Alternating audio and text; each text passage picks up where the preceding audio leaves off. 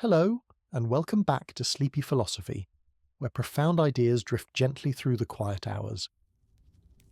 Tonight, we journey into the extraordinary mind of Simone Weil, a philosopher whose thoughts burned as brightly as her compassion for human suffering.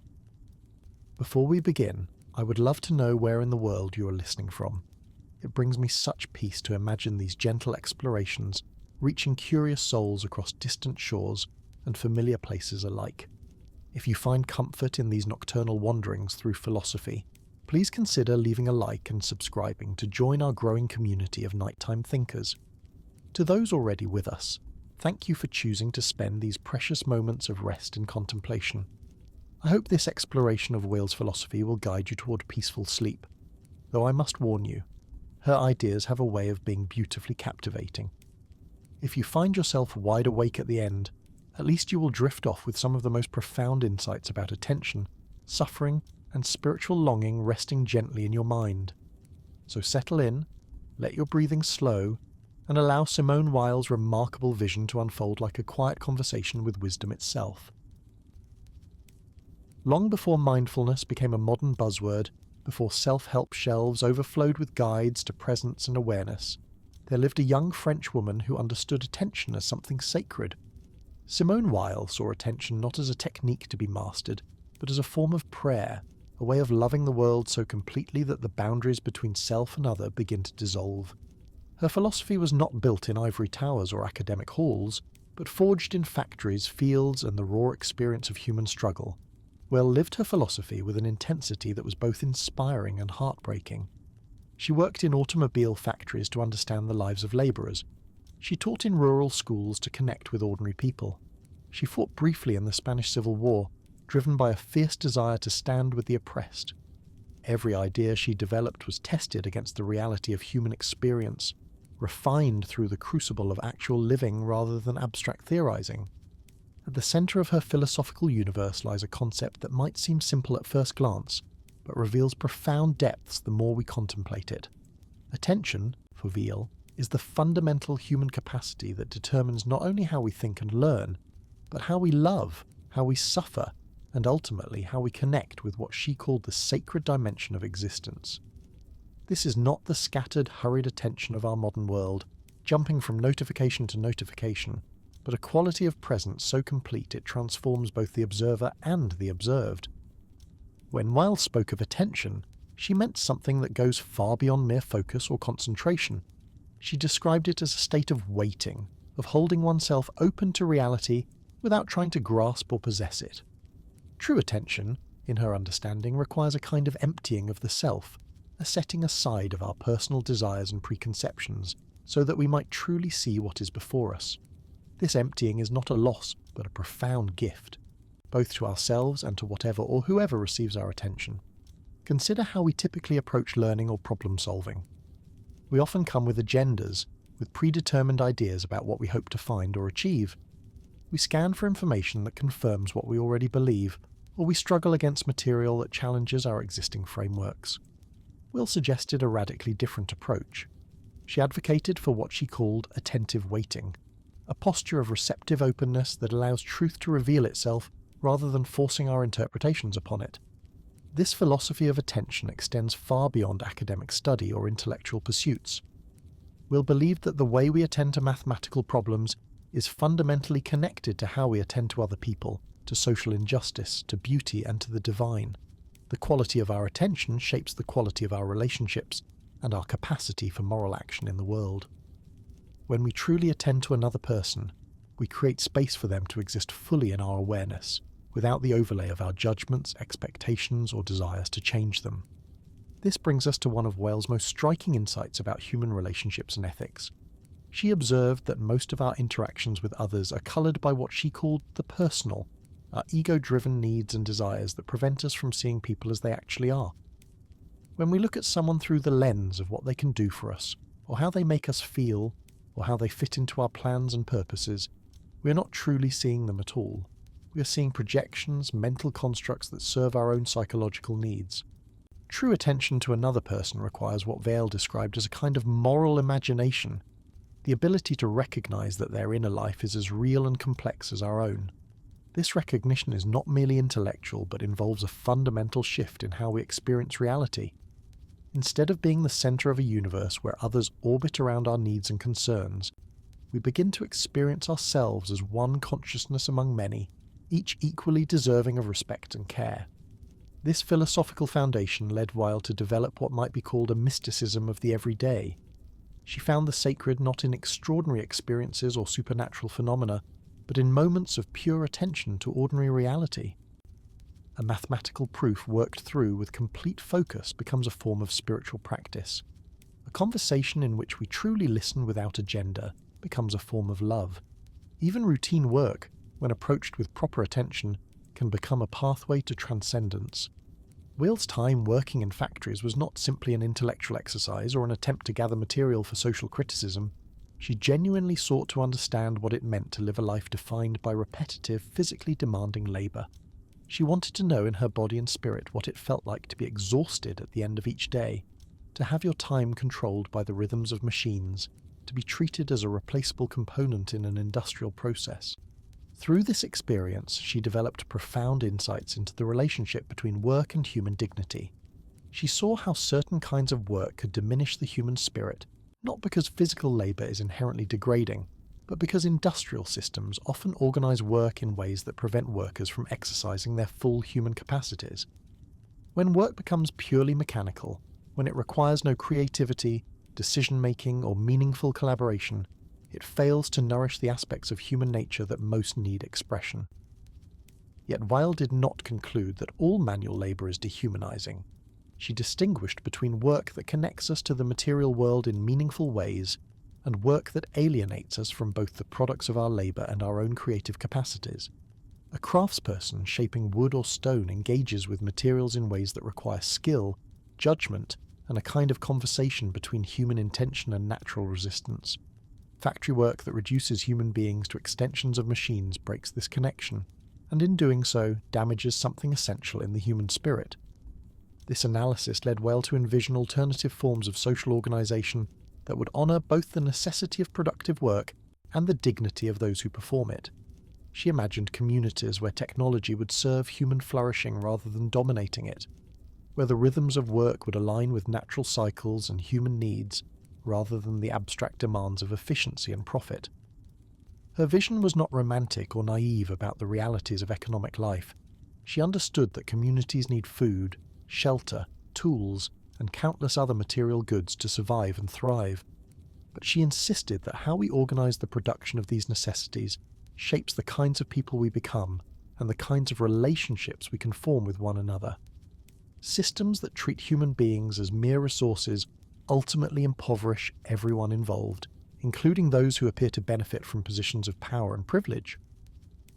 From these observations about work and social organisation, Weil developed broader insights about the nature of power and its corrupting influence on human consciousness. She noticed that positions of authority tend to insulate people from the consequences of their decisions and create psychological barriers to genuine understanding of how those decisions affect others. Power, in her analysis, naturally tends toward abstraction, dealing with people as categories and statistics rather than as concrete individuals with particular needs and capacities. This tendency toward abstraction is not merely a personal failing of those in power, but a structural feature of hierarchical systems. When decisions about the lives of thousands or millions of people must be made rapidly and efficiently, there is enormous pressure to reduce complexity to manageable formulas. Individual stories and specific circumstances become obstacles to clear thinking, rather than essential information for wise decision-making. Will saw this dynamic operating not only in economic and political systems, but in intellectual and religious institutions as well. Academic disciplines that prize theoretical elegance over attention to lived experience, religious organizations that prioritize doctrinal purity over compassionate service, scientific communities that become disconnected from the human implications of their research, all reflect this same pattern of power creating distance from concrete reality. The antidote to this corrupting influence of power is, once again, attention. But attention of a particular kind, what Weil called attention to the unfortunate. She believed that those who hold positions of authority have a special obligation to seek out and truly hear the voices of those who are most affected by their decisions but have the least power to influence them. This is not merely a matter of consulting with representatives or reading reports, but of cultivating the kind of attention that can bridge the gap between abstract policy and lived experience. Such attention requires a willingness to be changed by what one sees and hears. It means approaching encounters with suffering not as problems to be solved quickly and efficiently, but as invitations to deeper understanding of the human condition. Well understood that genuine attention to suffering inevitably leads to questions about justice, responsibility, and the kind of world we are creating together through our individual and collective choices. This brings us to perhaps the most challenging aspect of Weil's philosophy, her understanding of suffering itself as a pathway to wisdom and spiritual growth. She did not romanticize suffering or suggest that all forms of pain serve positive purposes. She distinguished carefully between suffering that diminishes and destroys human capacities and suffering that, while genuinely painful, can serve as a teacher and guide toward greater understanding and compassion. The distinction Weil drew between different types of suffering reveals the remarkable subtlety of her moral psychology. She observed that some forms of pain serve to isolate us, turning us inward in ways that make us more selfish and less capable of connection with others.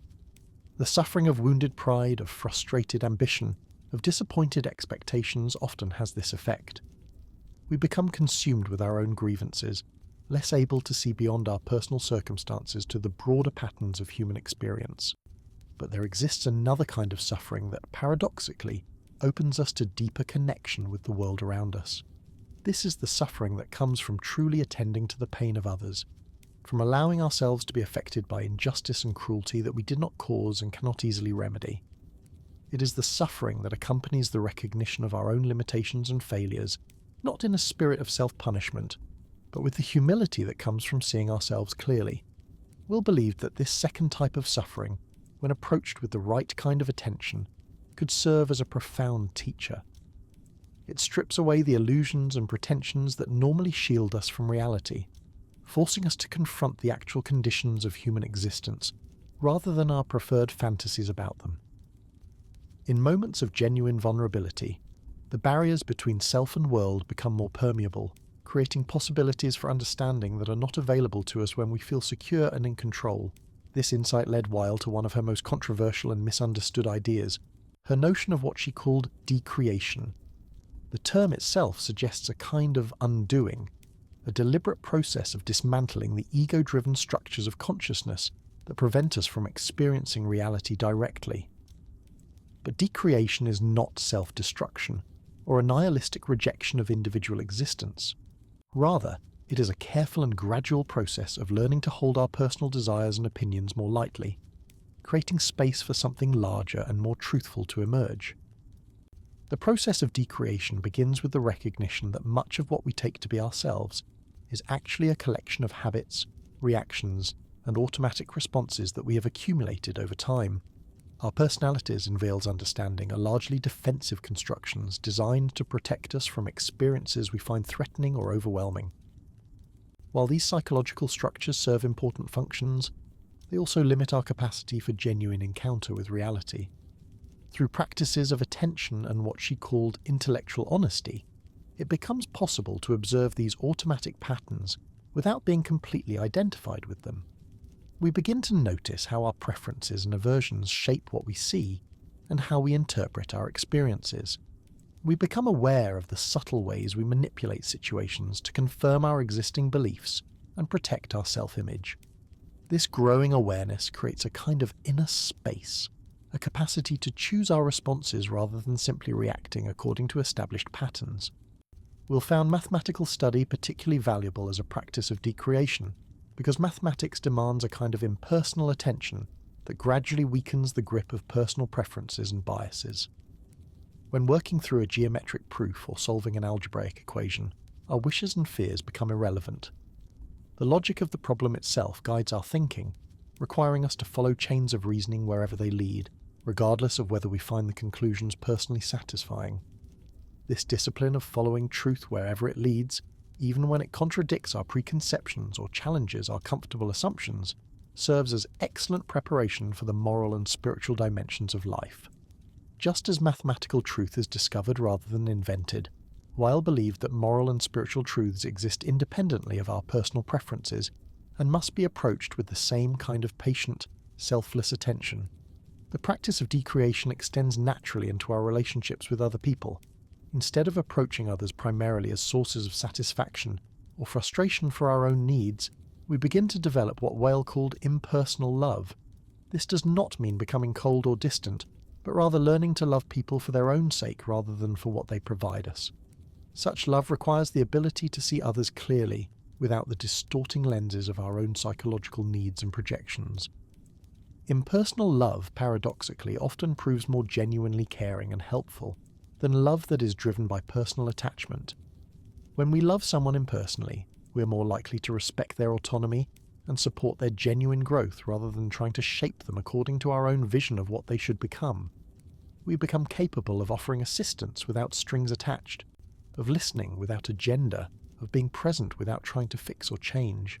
This quality of presence that emerges from the practice of decreation has profound implications for how we understand spiritual life. Will rejected many conventional forms of religious practice because they seem to her to reinforce the ego rather than transcend it. Prayers that focus primarily on personal requests, rituals that emphasize group identity and exclusion of outsiders, doctrines that provide easy answers to complex questions all tend to strengthen rather than dissolve the barriers between self and reality. True spiritual practice, in Weil's understanding, must involve a genuine encounter with what she called the void, the recognition of our fundamental powerlessness and ignorance in the face of existence itself. This encounter is not comfortable or reassuring, but it is necessary for any authentic spiritual development. Only when we truly acknowledge the limits of our knowledge and control do we become capable of receiving insights and guidance that come from beyond our ordinary consciousness. The void that Weil described is not empty in the sense of being meaningless or nihilistic.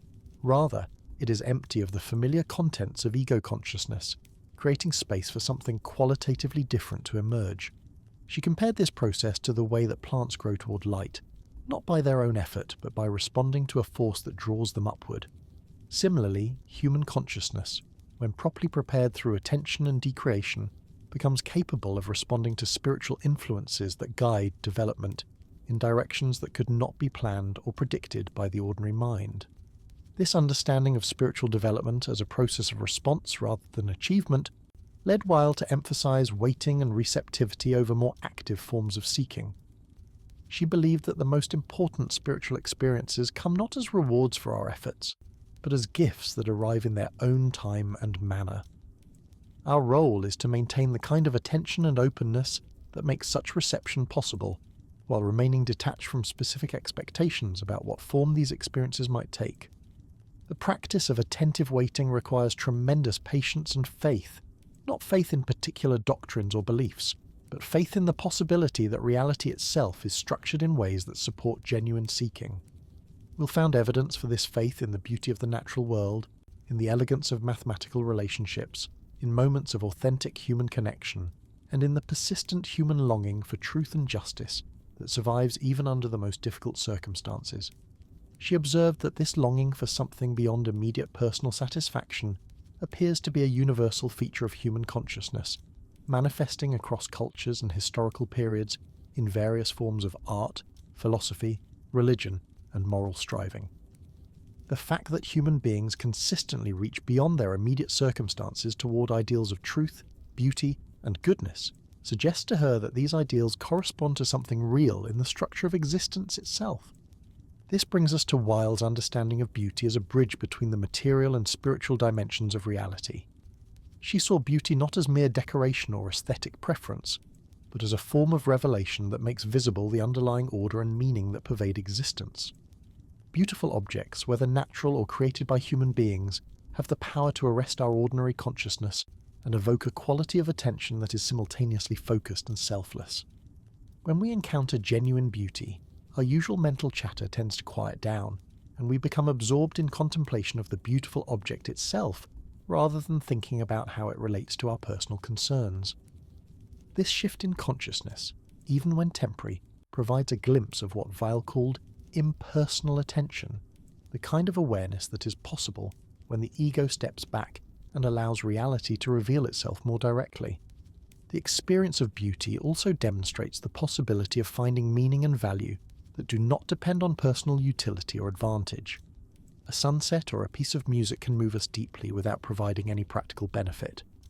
This capacity for disinterested appreciation suggests that human consciousness is capable of recognizing worth that exists independently of our own needs and desires, a recognition that forms the foundation for both ethical behavior and spiritual insight.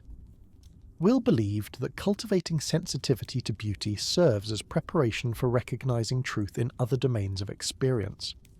The attention we bring to a painting or a poem, when genuine, shares essential qualities with the attention required for mathematical understanding, for moral discernment, and for spiritual receptivity. All involve a willingness to set aside our personal preferences and preconceptions in order to receive what is actually being offered. This connection between beauty, truth, and spiritual insight led Weil to see aesthetic education as fundamentally important for human development.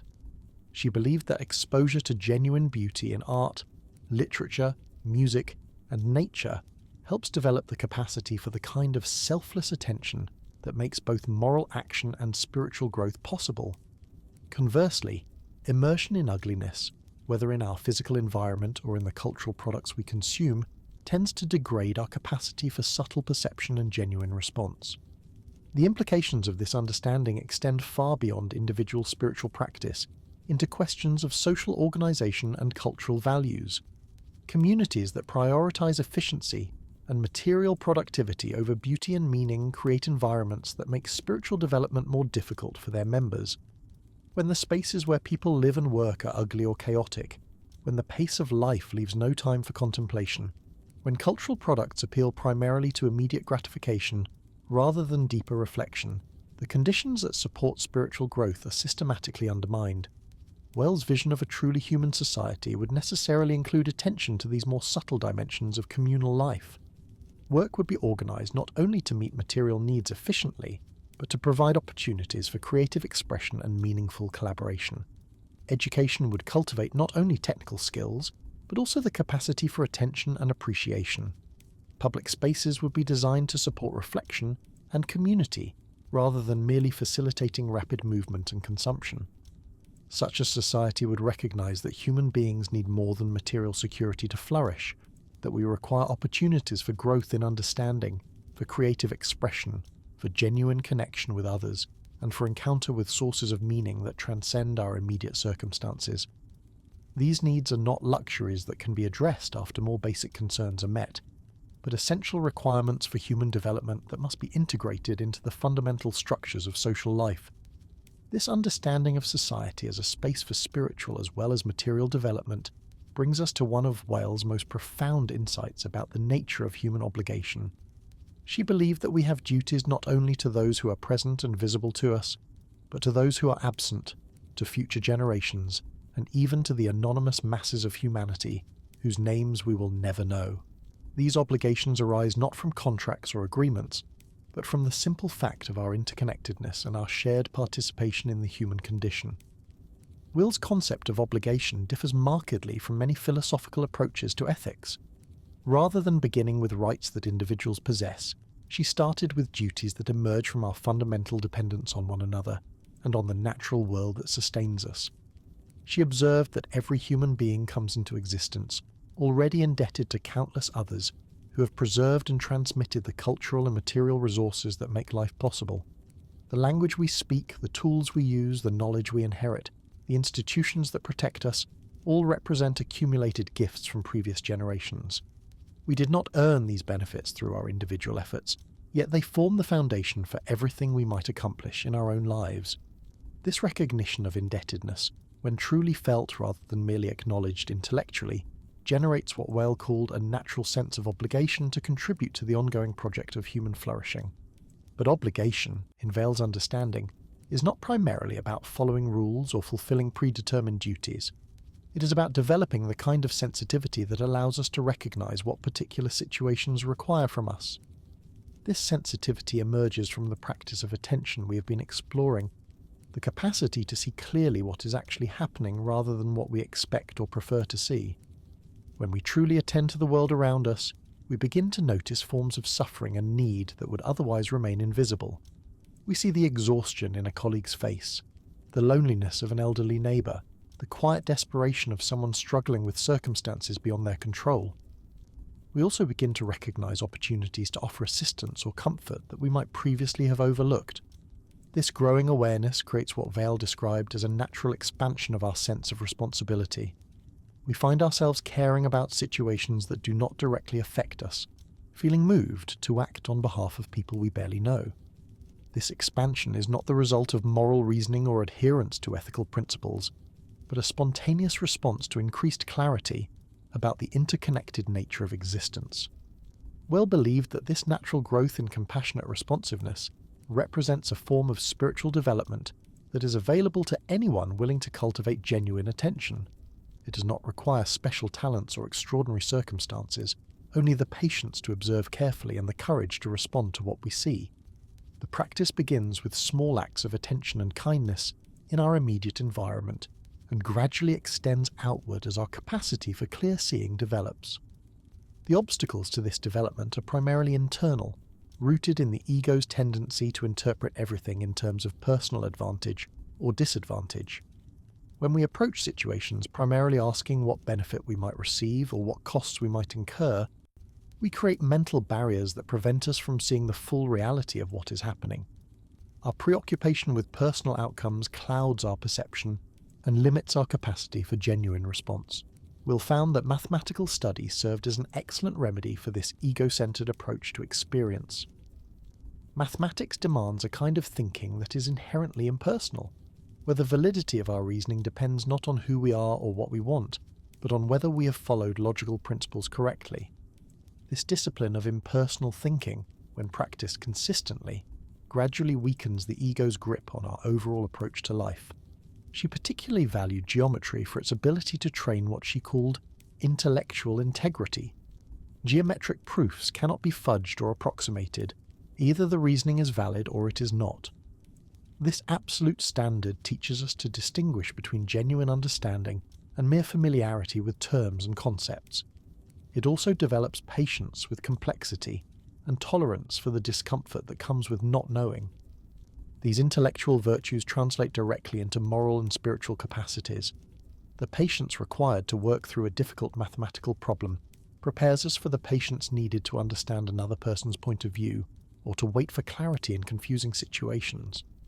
The intellectual honesty that refuses to accept invalid reasoning helps us recognize when we are deceiving ourselves about our motivations or circumstances. The humility that comes from struggling with genuinely difficult intellectual problems creates openness to learning from unexpected sources. When we have experienced our own limitations clearly in one domain, we become less likely to assume we have all the answers in other areas of life. This intellectual humility is essential for the kind of spiritual receptivity that allows us to be taught by experience, rather than simply confirming what we already believe. Weil's approach to spiritual development through intellectual discipline offers an alternative to both purely emotional and purely rational approaches to growth. She saw thinking itself as a form of spiritual practice when approached with the right attitude and attention. Clear thinking, honest reasoning, and patient investigation of difficult questions all serve to purify consciousness and prepare it for insights that transcend ordinary understanding. This integration of intellectual and spiritual development reflects Weil's broader vision of human wholeness. She rejected the artificial separation between mind and spirit, between thinking and feeling, between individual growth and social responsibility. True development, in her view, necessarily involves all dimensions of human experience working together in harmony rather than competing or interfering with one another. The practical implications of this integrated approach become evident in how Weil understood the relationship between contemplation and action. She saw no conflict between periods of quiet reflection and engagement with pressing social issues. Indeed, she believed that effective action in the world requires the kind of clarity and perspective that can only come from regular practice of contemplative attention. Without this grounding in contemplative practice, our efforts to help others or improve social conditions often become driven by unconscious psychological needs, rather than clear perception of what situations actually require. We may act from a desire to feel useful or important rather than from genuine understanding of how we might be most helpful. We may become attached to particular outcomes in ways that make us less responsive to changing circumstances. Contemplative practice helps us develop what Weil called indifference to results, not in the sense of not caring about outcomes, but in the sense of being able to act from clarity rather than from attachment to specific achievements. When we are not dependent on seeing particular results from our efforts, we become more capable of sustained action over time and more able to adapt our approach as circumstances change. This quality of sustained, adaptable engagement is essential for addressing the complex social problems that concerned Weil throughout her life. Issues like economic inequality, political oppression, and cultural degradation cannot be solved through quick fixes or simple solutions. They require patient, long-term effort from many people working together with shared understanding and commitment. But such collaboration is only possible when individuals have developed sufficient inner clarity to work together without being driven primarily by ego needs for recognition, control, or validation. The same attention and decreation that prepare us for spiritual insight also prepare us for effective cooperation with others in service of common goals. Weil's vision of social transformation thus begins with individual transformation, but not in a way that delays or avoids engagement with collective problems. Rather, she saw individual spiritual development and social action as mutually supporting aspects of a single process. Work on behalf of others provides opportunities to practice attention and selflessness, while contemplative practice develops the clarity and stability needed for effective social engagement. This integration becomes particularly important when we encounter situations where suffering seems overwhelming and our individual efforts feel inadequate. Well understood that confronting large-scale injustice and misery can easily lead to either despair or defensive detachment if we lack proper spiritual preparation. The practice of attention and decreation helps us remain present to difficult realities without being crushed by them or turning away from them. She found that the key to sustaining engagement with suffering lies in learning to hold simultaneously both the reality of present pain and the possibility of genuine healing or transformation.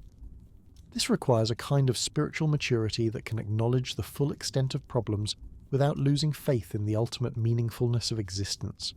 It also requires the ability to find sources of strength and renewal that are not dependent on seeing immediate progress in external circumstances.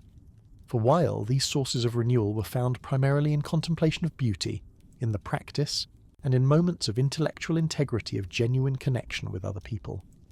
She believed that these experiences provide glimpses of the underlying order and goodness that persist even amid chaos and suffering. They serve as reminders that reality is ultimately structured in ways that support, rather than oppose, our deepest aspirations for truth, beauty, and justice. This faith in the fundamental supportiveness of reality is not based on wishful thinking or denial of genuine problems, but on careful attention to the actual structure of experience. Will observed that consciousness itself seems oriented toward truth, that beauty consistently evokes responses of appreciation across cultures and individuals, that moral insights tend to be recognized as valid even by those who struggle to live up to them.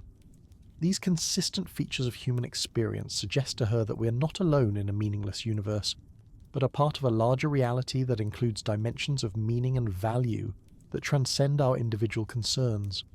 This recognition provides a foundation for hope that is not dependent on optimistic predictions about future outcomes, but is grounded in direct experience of the spiritual dimensions of present reality. The cultivation of this kind of hope requires what Weil called supernatural virtue, qualities of character that emerge not through willpower alone, but through grace, through the operation of forces that transcend ordinary human capabilities. These virtues include the ability to love without possessiveness, to act without attachment to results, to suffer without becoming bitter, and to maintain clarity in the midst of confusion. Such virtues cannot be developed through self-effort alone, but they can be prepared for through the practices we have been discussing.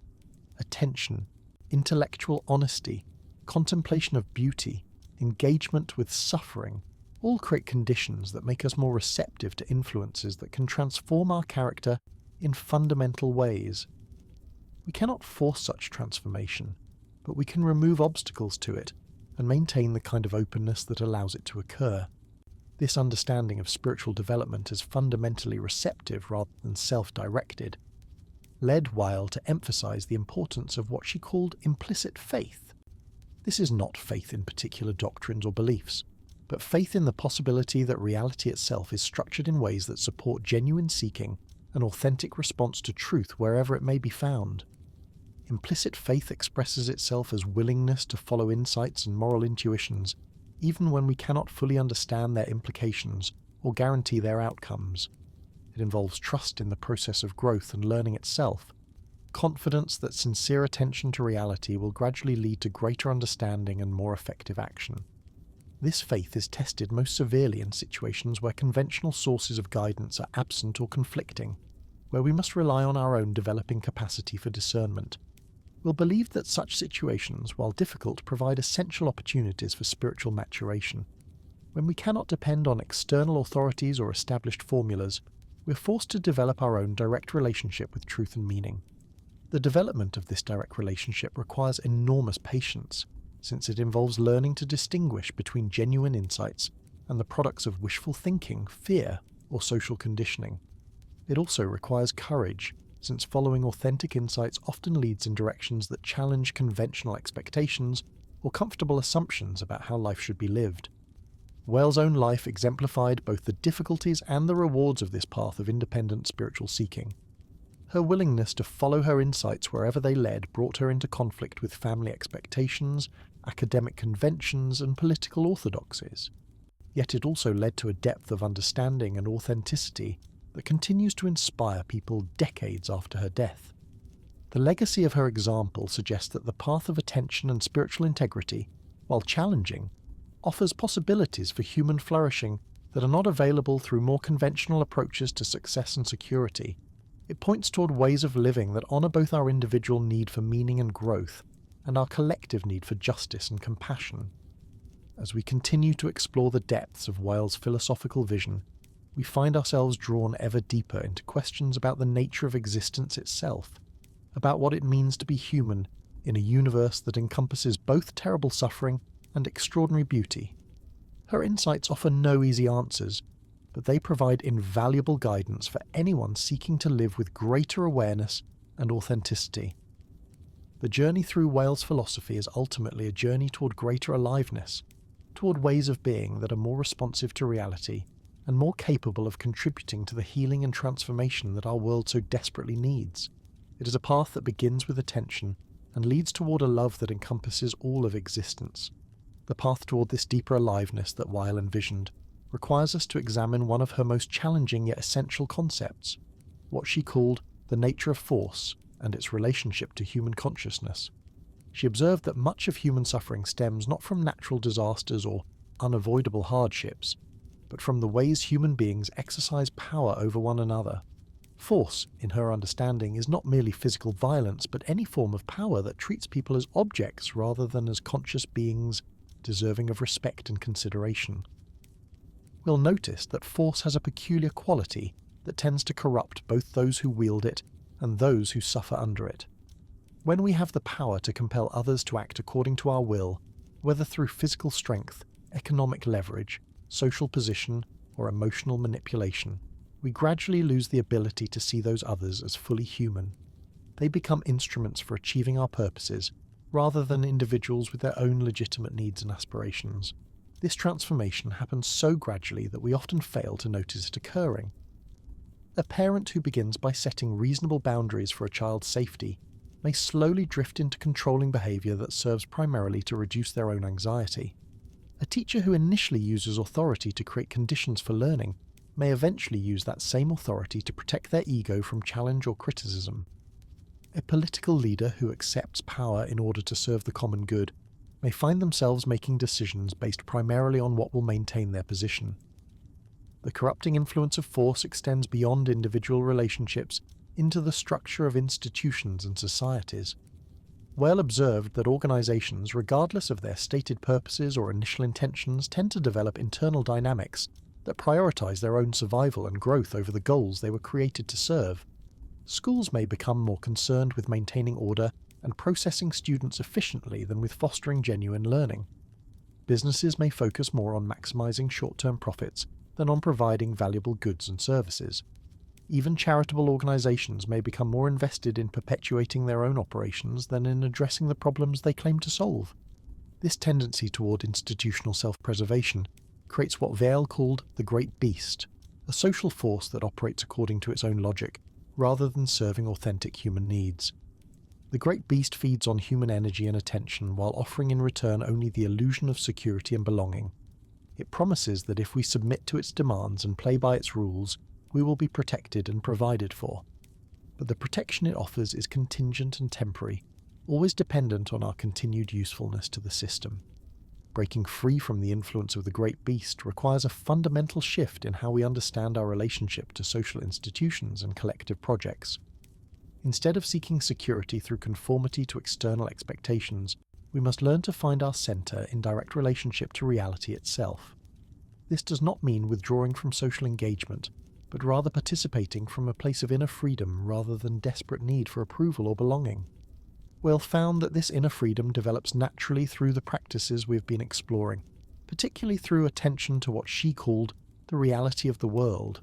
When we truly see the natural world around us, the cycles of growth and decay, the intricate relationships between different forms of life, the vast scales of time and space within which human activities unfold, we begin to gain perspective on the relative importance of social pressures and expectations.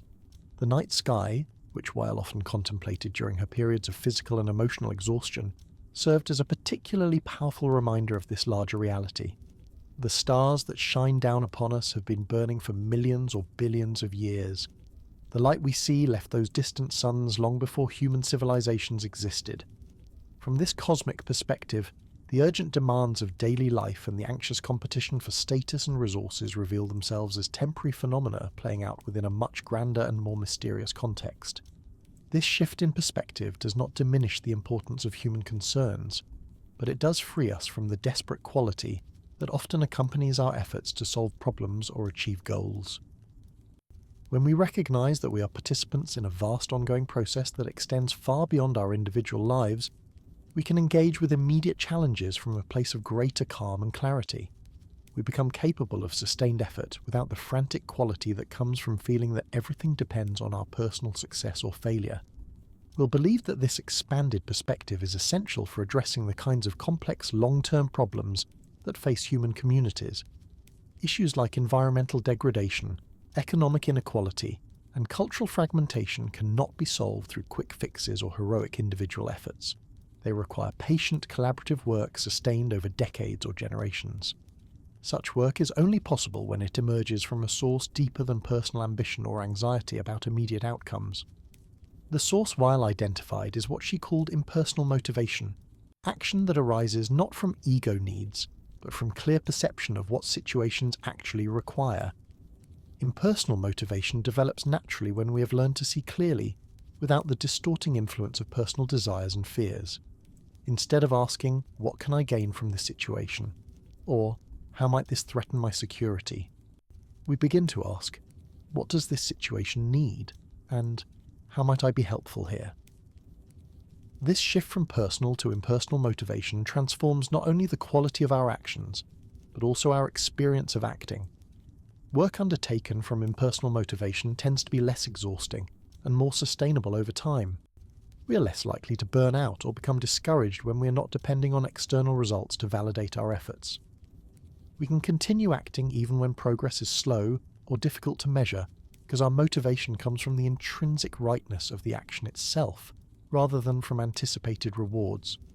Weil experienced this quality of impersonal motivation most clearly during her time working alongside resistance fighters during World War II. Despite her physical frailty and philosophical temperament, she felt compelled to participate in efforts to oppose fascism and protect vulnerable populations. Her motivation came not from any expectation of personal heroism or historical significance, but from simple recognition that the situation demanded response from anyone capable of offering it. The purity of this motivation allowed her to contribute effectively despite circumstances that might have paralyzed someone acting from more self-centered concerns. She was not worried about whether her particular efforts would be recognized or successful, only about responding appropriately to the moral demands of her historical moment. This freedom from personal agenda paradoxically made her more rather than less effective as an agent of resistance and healing. The cultivation of impersonal motivation requires what Weil called moral imagination, the ability to envision possibilities for human flourishing that extend beyond our immediate circumstances and personal interests. Moral imagination allows us to see potential where others see only problems, to recognize opportunities for creative response even in situations that appear hopeless or overwhelming. This capacity for moral imagination develops through exposure to examples of extraordinary human response to difficult circumstances. We'll find inspiration in stories of people who had acted with remarkable courage and compassion under extreme conditions, often at great personal cost. These examples serve not as models to be imitated exactly, but as evidence that human consciousness is capable of transcending the apparent limitations of self-interest and fear. She was particularly moved by accounts of people who had maintained their humanity and moral clarity, even while suffering severe oppression or persecution. Their ability to respond to cruelty with dignity rather than bitterness, others even while to find ways to help struggling with their own survival, demonstrated possibilities for human character that challenged conventional assumptions about what people are capable of under pressure.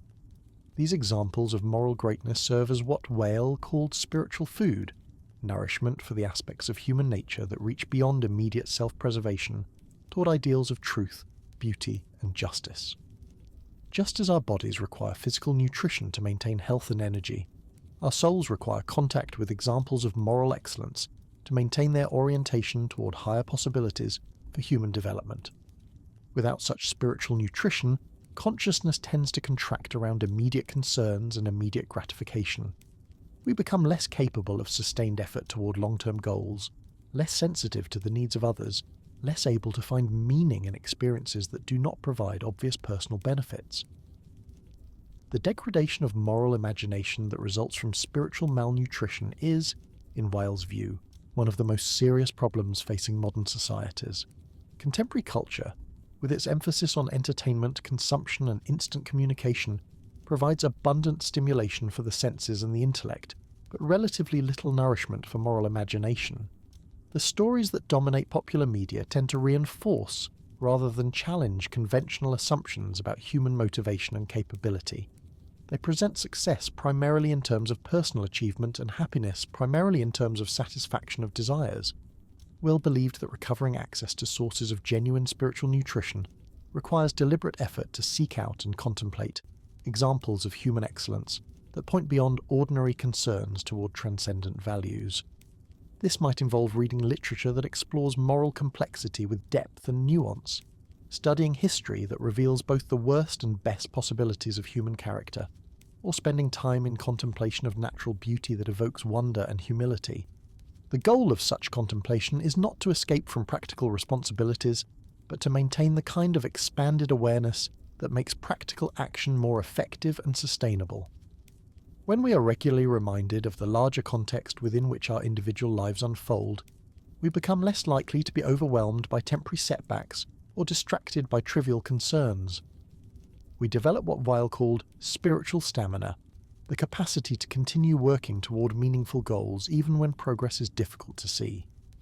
This spiritual stamina becomes particularly important when we encounter what Weil identified as one of the most challenging aspects of moral life, the recognition that much suffering cannot be eliminated through human effort alone. No matter how skillfully we organize societies or how compassionately we care for one another, some forms of pain and loss appear to be inherent in the human condition. Illness, aging, death, and the vulnerability that comes with loving, deeply all involve forms of suffering that cannot be avoided through better planning or more effective action. The temptation, when confronting this reality, is either to become cynical about the possibility of meaningful improvement in human conditions, or to retreat into denial about the genuine limitations we face.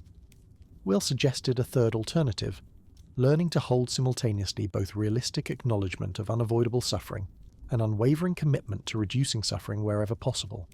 This requires a kind of spiritual maturity that can work toward healing without depending on complete success for motivation. She found guidance for this mature response in contemplation of what she called the beauty of the world, the aesthetic dimension of existence that seems to offer meaning and consolation even in the midst of tragedy. A sunset does not solve any practical problems or eliminate any suffering, yet its beauty provides a kind of spiritual sustenance that helps us continue engaging with difficulties rather than retreating into despair or indifference. The experience of beauty offers what Weil described as a glimpse of pure good, value that exists for its own sake rather than as a means to some other end. This pure good serves as a reminder that reality includes dimensions of meaning that transcend the utilitarian calculations that dominate much of practical life. When we allow ourselves to be affected by beauty, we temporarily step outside the framework of problems to be solved and goals to be achieved into a space where existence itself appears valuable. This contact with pure good through aesthetic experience serves as preparation for recognizing similar value in other contexts. The selfless attention we bring to a beautiful landscape or piece of music shares essential qualities with the attention required for moral discernment and spiritual insight. Both involve a willingness to be affected by something outside ourselves without trying to possess or control it. Will believed that regular contemplation of beauty gradually develops what she called spiritual taste, the capacity to distinguish between genuine and counterfeit forms of value. Just as physical taste allows us to distinguish between nourishing and harmful foods, spiritual taste helps us recognize which influences support authentic human development and which tend to degrade or diminish our capacity for growth.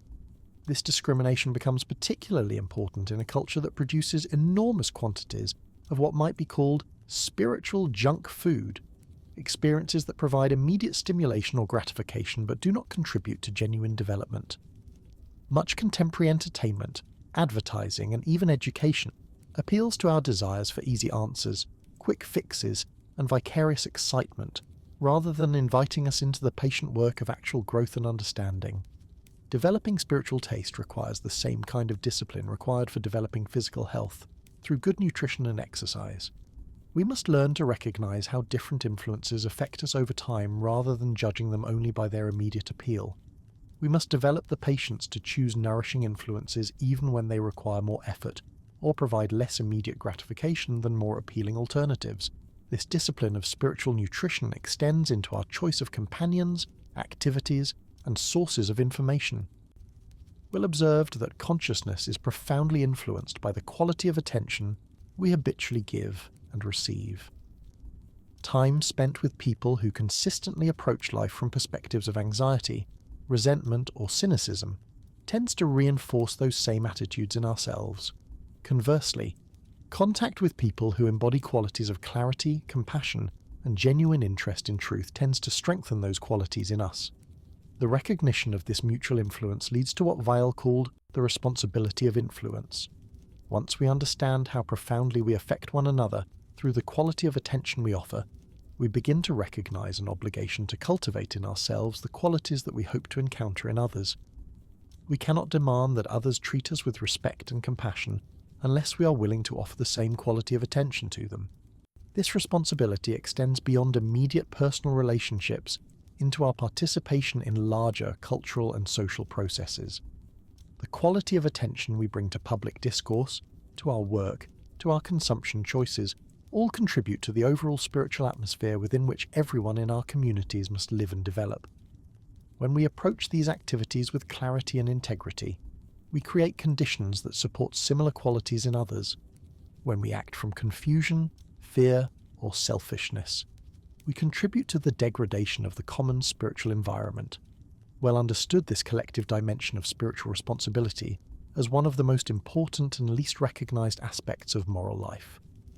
We tend to think of ethics primarily in terms of our direct relationships with particular individuals, but she argued that we also have obligations to what she called the anonymous masses, the countless people whose lives are affected by the cultural and institutional patterns we help to create and maintain.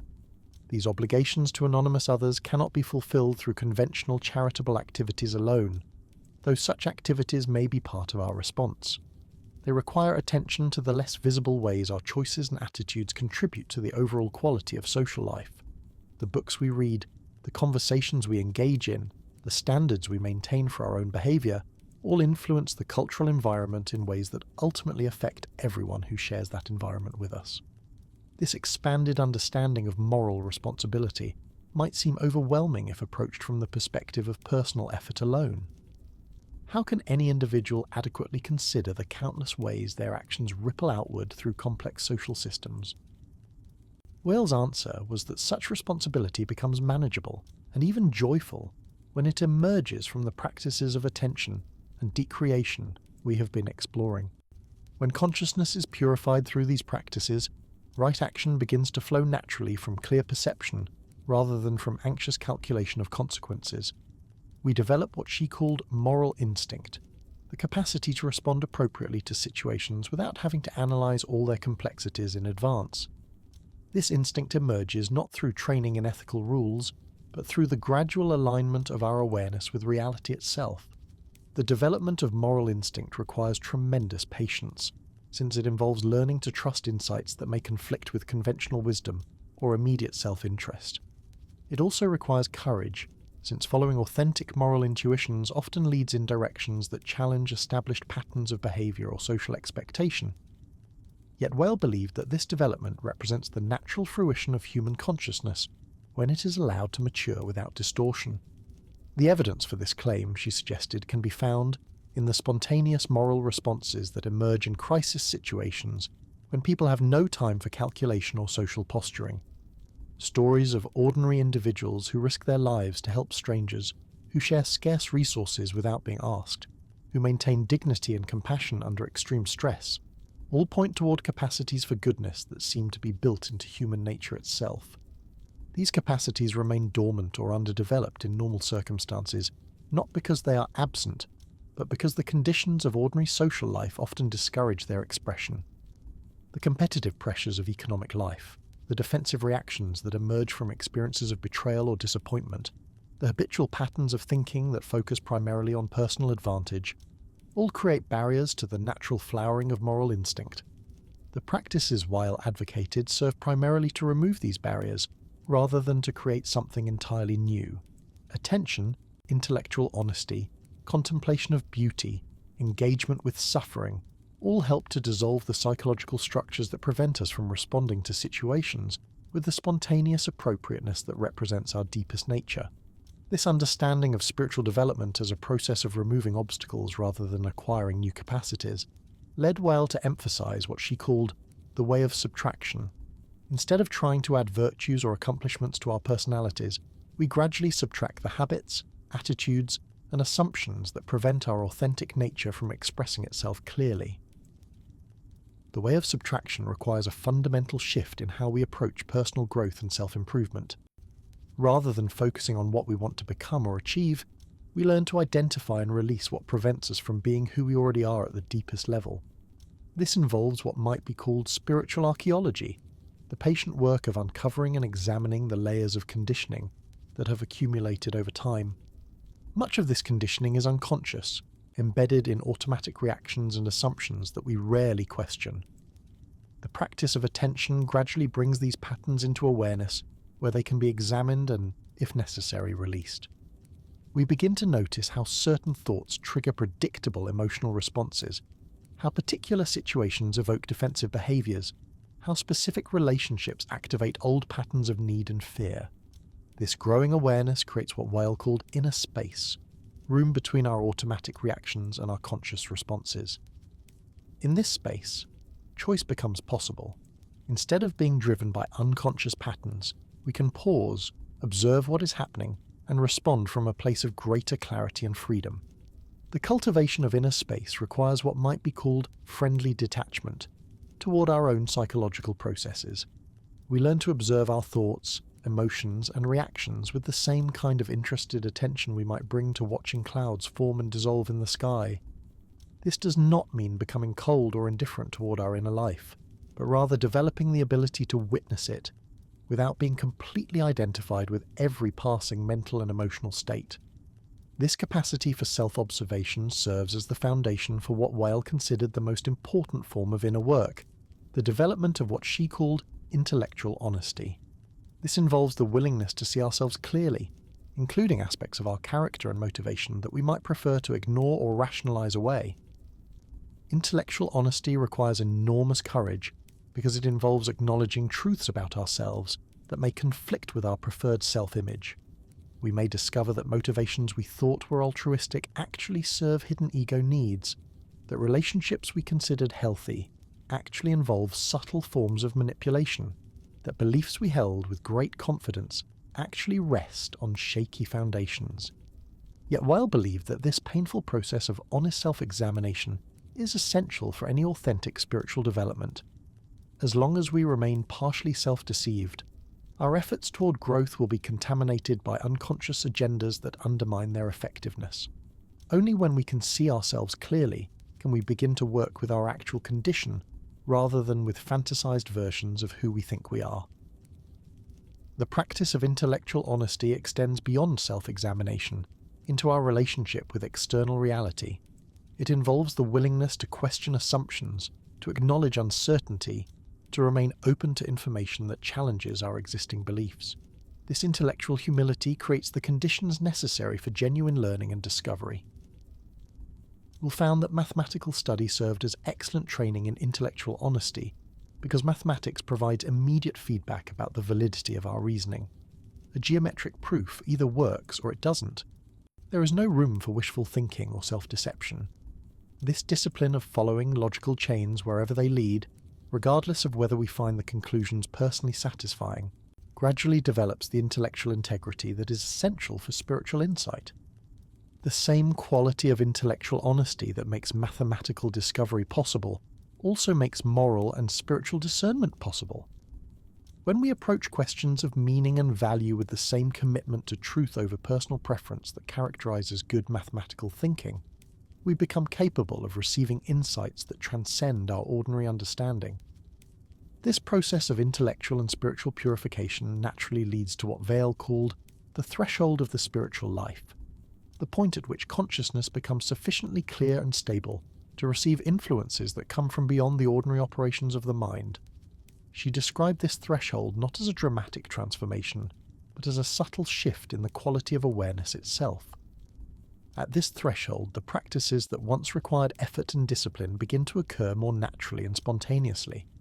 Attention becomes less forced and more organic. Compassion arises without calculation.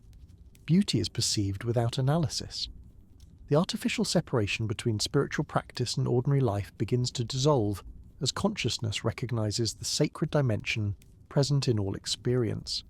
Yet Weil was careful to emphasize that crossing this threshold does not mark the end of spiritual development, but rather its beginning.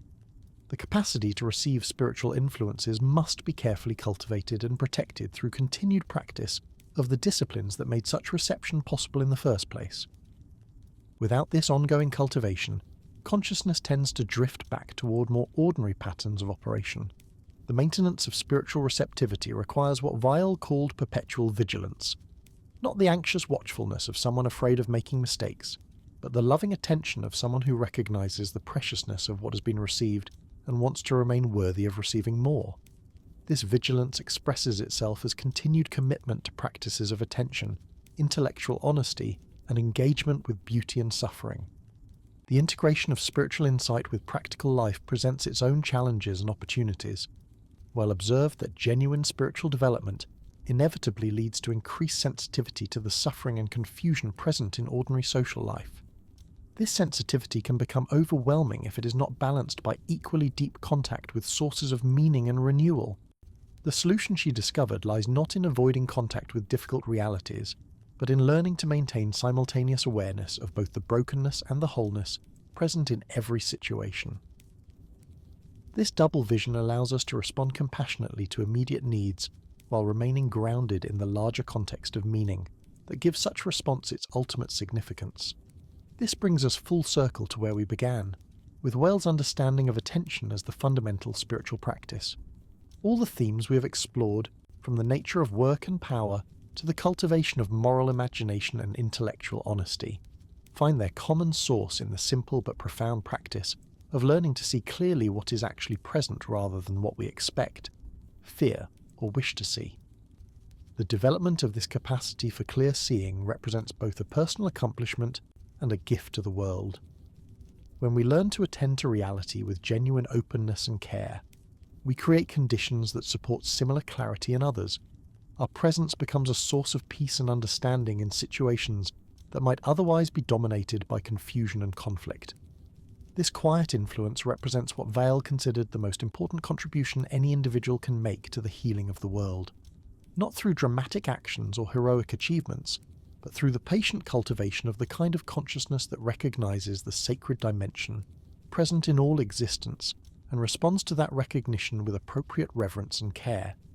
The path Weil described is both simple and demanding, accessible to anyone willing to begin practicing attention, and yet requiring the kind of sustained commitment that transforms not only how we think but how we exist in the world. It offers no quick solutions or easy answers, but it does provide reliable guidance for anyone seeking to live with greater authenticity and effectiveness. As we allow these insights to settle gently into awareness, we may find ourselves naturally drawn toward the kind of patient, loving attention that Weil herself embodied, not as a burden to be carried or a goal to be achieved, but as a natural expression of consciousness that has remembered its deepest nature and purpose.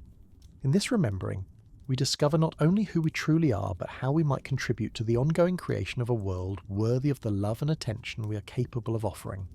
The recognition of our deepest nature and purpose brings us to one of Weil's most tender yet demanding insights, her understanding of what she called the soul's need for roots.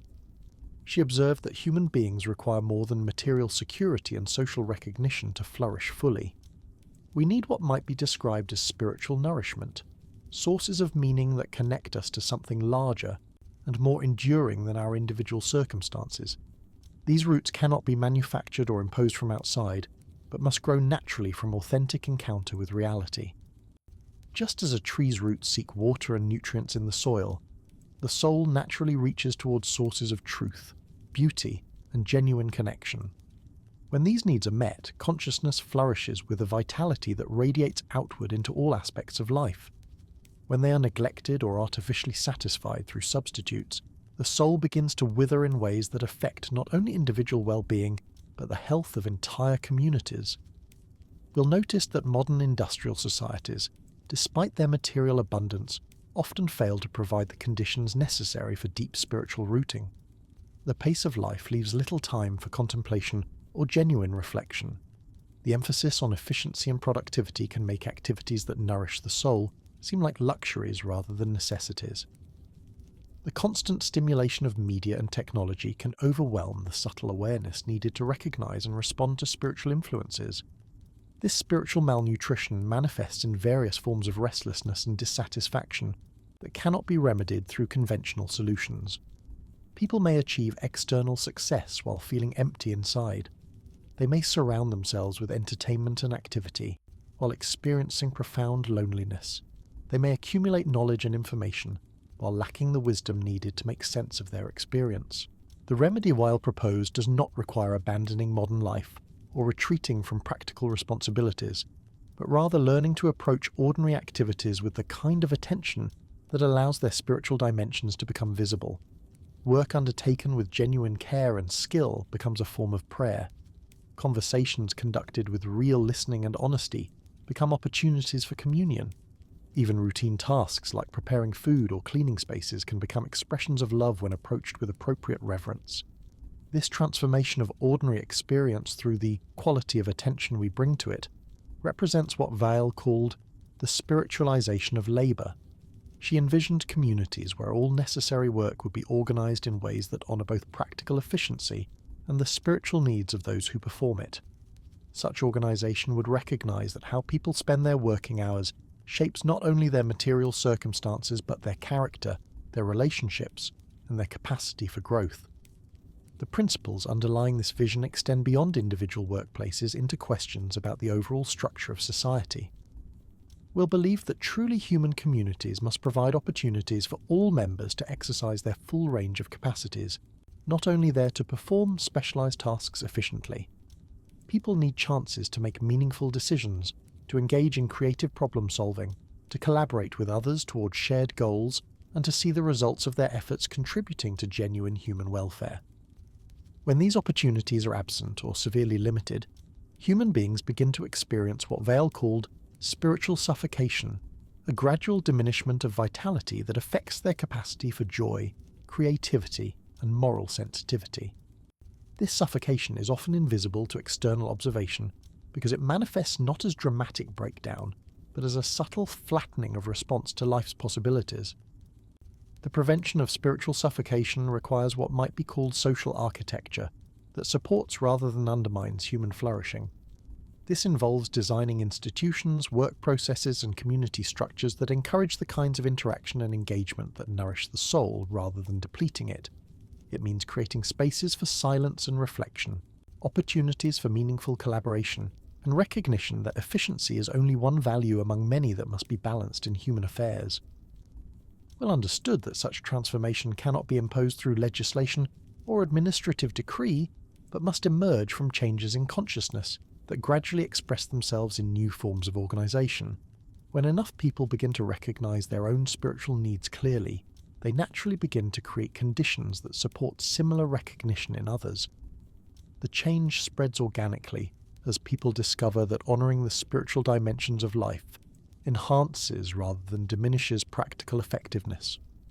This organic process of transformation begins with what Weil called individual revolution, the quiet work of developing the kind of consciousness that remains centred in truth, regardless of external circumstances. Such consciousness serves as a stable point around which healthier patterns of relationship and organisation can crystallise. It provides what she described as spiritual gravity, an attractive force that draws others toward greater authenticity and clarity.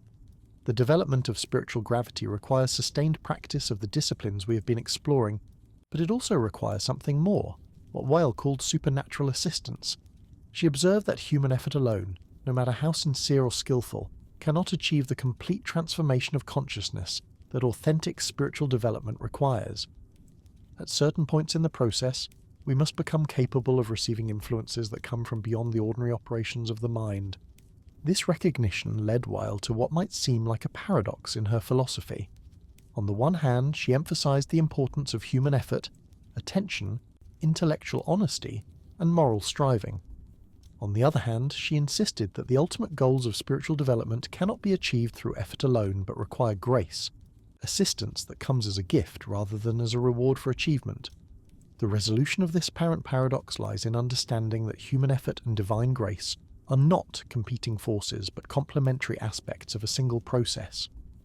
Our efforts create conditions that make us receptive to influences that can transform us in ways we could never accomplish alone. We prepare the soil, but we cannot force the seed to grow. We maintain the lamp, but we cannot create the light that fills it. This understanding transforms the entire quality of spiritual practice. Instead of approaching it as a project to be completed through willpower and determination, we learn to engage in it as a form of patient cooperation with forces larger than ourselves. We work diligently while remaining unattached to specific outcomes, knowing that the most important developments often occur in ways we could not predict or control. The attitude of receptive cooperation that emerges from this understanding naturally extends into our relationships with other people and with the natural world. Instead of approaching others primarily as obstacles to overcome or resources to exploit, we begin to recognize them as fellow participants in a larger process of growth and transformation. This recognition generates what Weil called impersonal respect, regard for others that is based not on their usefulness to us, but on their inherent dignity as conscious beings.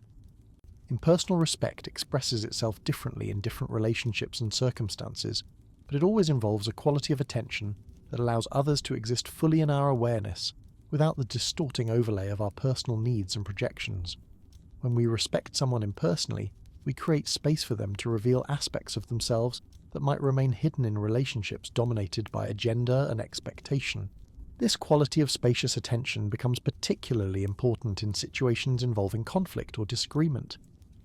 When we can maintain impersonal respect even for those whose actions we find harmful, or whose views we consider mistaken, we create possibilities for understanding and resolution that are not available when interactions are driven primarily by defensive reactions, or the desire to prove ourselves right. Well experienced the power of this approach during her encounters with people whose political views differed radically from her own. Instead of approaching such encounters as debates to be won or opponents to be defeated, she sought to understand the genuine concerns and insights that might underlie positions she found problematic. This approach often revealed common ground that had been obscured by surface disagreements and opened pathways toward more constructive dialogue. The practice of maintaining impersonal respect in challenging relationships serves as advanced training in the kind of consciousness that Weil considered essential for addressing large-scale social problems. Issues like economic inequality, environmental degradation, and cultural fragmentation cannot be resolved through approaches that demonize those who seem to be causing the problems. They require the capacity to recognize the human dignity and legitimate concerns present on all sides while working towards solutions that honor the genuine needs of everyone involved. This capacity for what might be called universal compassion develops naturally through the practices we have been discussing, but it requires particular cultivation when we encounter forms of suffering or injustice that trigger strong emotional reactions. The temptation in such situations is either to turn away in self-protection or to become consumed with anger and indignation that, while understandable, often interferes with effective response. Weil discovered that the key to maintaining compassionate effectiveness in the face of overwhelming problems lies in learning to hold simultaneously both deep feeling and clear thinking.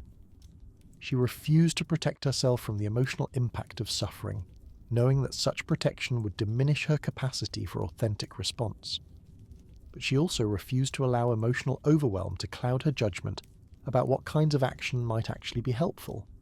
This integration of heart and mind requires what she called purification of emotion, the gradual refinement of our capacity for feeling that allows us to experience the full range of human emotion without being controlled by reactive patterns.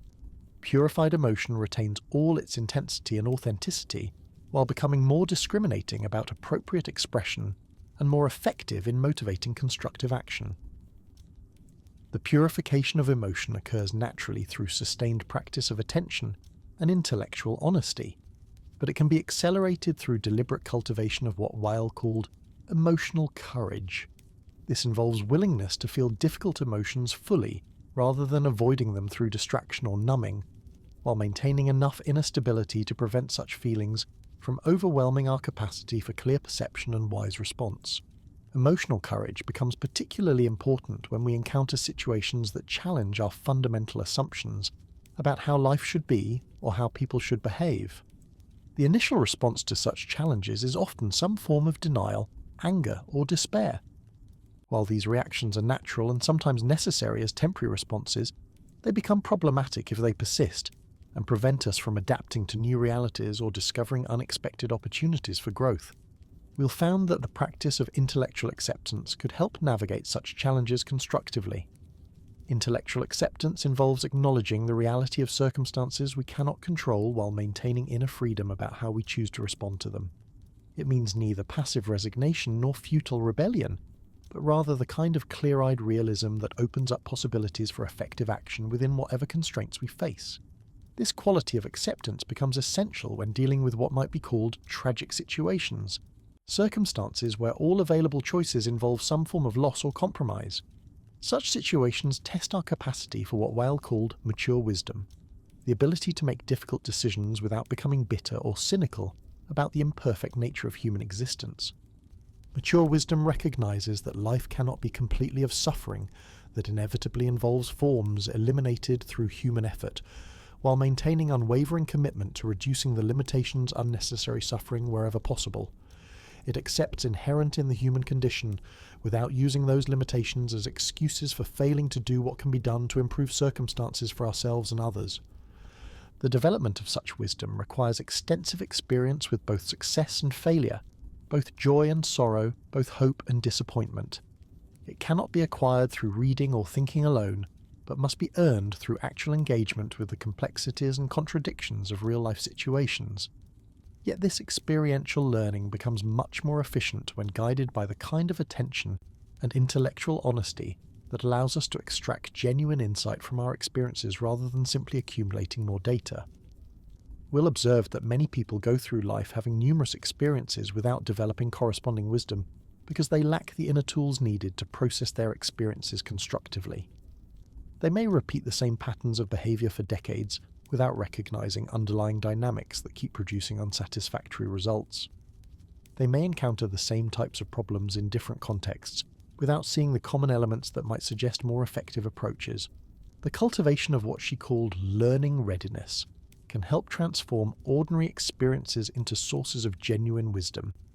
Learning readiness involves maintaining curiosity about the deeper patterns and principles operating in our lives while remaining humble about how much we actually understand. It means approaching both successes and failures as opportunities for insight rather than as confirmations of what we already believe about ourselves and the world. This attitude of curious humility extends naturally into our approach to the great questions that have occupied human beings throughout history.